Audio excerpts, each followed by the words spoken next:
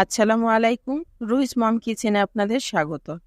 আজ আমি আপনাদের তৈরি করে দেখাবো ডিম এবং ময়দা দিয়ে ঝটপট একটা নাস্তার রেসিপি। বাচ্চাদের টিফিন কিংবা বাসায় সহজে আপনারা তৈরি করে নিতে পারবেন। আশা করছি আপনাদের ভালো লাগবে। তো চলুন তৈরি করে নেই। আমি এখানে 2টা ডিম ভেঙে নিয়েছি। এতে দিয়ে দিচ্ছি আমি 1/4 কাপ পেঁয়াজ কুচি, 3টা কাঁচা মরিচ কুচি, 1/4 কাপ ধনেপাতা কুচি, স্বাদমতো লবণ, সামান্য একটু গরম মশলার গুঁড়া। একটা কাঁটা চামচের সাহায্যে আমি সবগুলো উপকরণ খুব ভালোভাবে মিশিয়ে নিব। খুব ভালোভাবে মেশানো হয়ে গেলে আমি ডিমের এই ব্যাটারটাকে একটা সাইড করে রেখে দিচ্ছি। একটা মিক্সিং বোলে নিয়ে নিচ্ছি 1/2 কাপ ময়দা, 2 টেবিল চামচ চালের গুঁড়া, স্বাদমতো লবণ, 1/2 চা চামচ আদা বাটা, 1/2 চা চামচ রসুন বাটা, 1/2 চা চামচ লাল মরিচের গুঁড়া, 1/2 চা চামচের একটু কম নিচ্ছি হলুদের গুঁড়া। আমি অল্প অল্প পানি দিয়ে একটা ব্যাটার তৈরি করে নেব। এই ব্যাটারটা খুব একটা পাতলা হবে না, বলা যায় একটু ঘনই হবে। আমি অল্প অল্প করে একটা ব্যাটার তৈরি করে নিচ্ছি।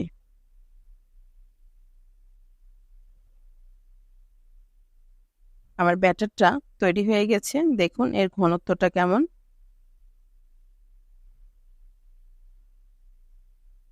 আমি এখন ঢাকনা দিয়ে ঢেকে একটা সাইডে রেখে দিচ্ছি।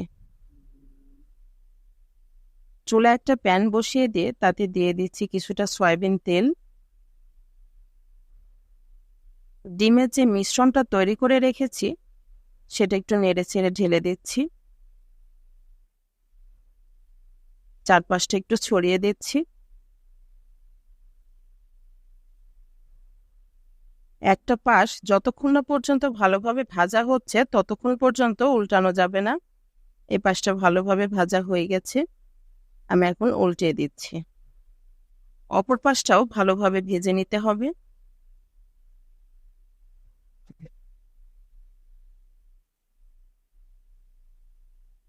আমার অপর পাশটা ভালোভাবে ভাজা হয়ে গেছে, আমি চুলার জালটা বন্ধ করে দিয়েছি। এখন দুই পাশ থেকে আমি 2টা সমান করে একটা লম্বা অংশ কেটে নিচ্ছি।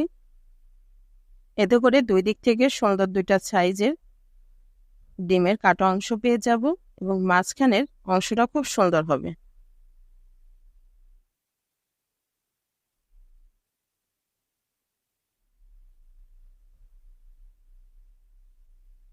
দুই পাশে কাটা হয়ে গেছে, এগুলো আমি উঠিয়ে নিচ্ছি।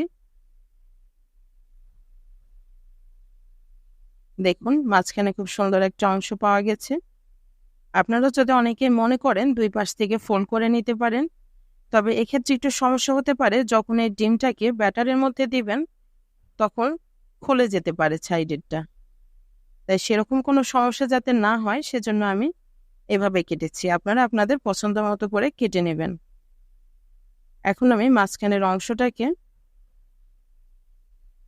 6 টুকরো করে কেটে নিচ্ছি।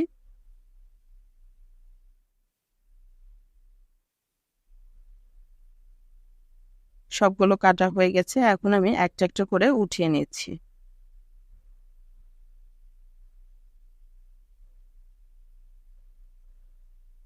সবগুলো উঠানো হয়ে গেছে। সে ব্যাটারটা ঢাকনাটা খুলছি আমি এখন। এতে দিয়ে দিচ্ছি 1 টেবিল চামচ চিলি ফ্লেক্স, 2 টেবিল চামচ ধনেপাতা কুচি। আমি খুব ভালোভাবে একটু মিশিয়ে নিব। এই পর্যায়ে ব্যাটারের ঘনত্বটা একটু বেশি মনে হচ্ছে, তাই আমি সামান্য একটু পানি অ্যাড করে নিচ্ছি।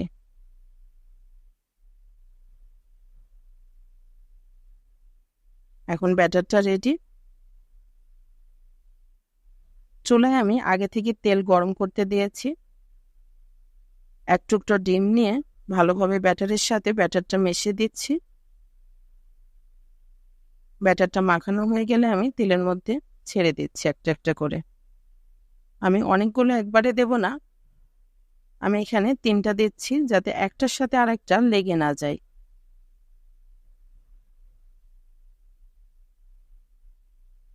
একটা পাশে কালার চলে আসলে আমি উল্টিয়ে দেব।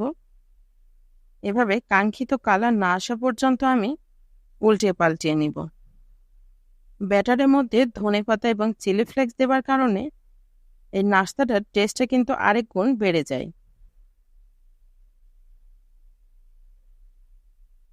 যতক্ষণ না কাঙ্ক্ষিত কালার আসছে এভাবে আমি উল্টিয়ে পাল্টিয়ে ভেজে নিচ্ছি।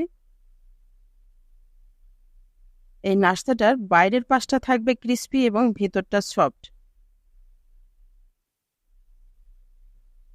আর দুপাশটায় যতক্ষণ না সমান কালার আসছে ততক্ষণ পর্যন্ত উল্টায় পাল্টিয়ে ভেজে নিতে হবে। সুন্দর একটা কালার চলে এসেছে, এখন আমি উঠিয়ে নিচ্ছি। দেখুন, এগুলো দেখতে যতটা সুন্দর, মাশাআল্লাহ খেতেও সেরকম সুস্বাদু। আমি সবগুলো এভাবে করে ভেজে নেব এবং সবগুলো ভাজা হয়ে গেলে আমি পরিবেশন করছি। দেখলেন তো, খুব সহজে তৈরি করে নিতে পারেন খুবই সুস্বাদু মজাদার এই নাস্তাটি। আশা করি আপনাদের ভালো লেগেছে।